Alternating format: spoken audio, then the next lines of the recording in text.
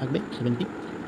দেখো এটাকে একটু আমরা ছোটো করে নেবো। দেখো 8 10 80 আর 8 9 72। তাহলে যেহেতু 3 বার বলেছে, এই প্রক্রিয়া 3 বার চলবে, সেহেতু 3 বার 9 দাও, 2 বার 3 বার, এদিকেও 10 3 বার, 2 3 গুণ করে দাও।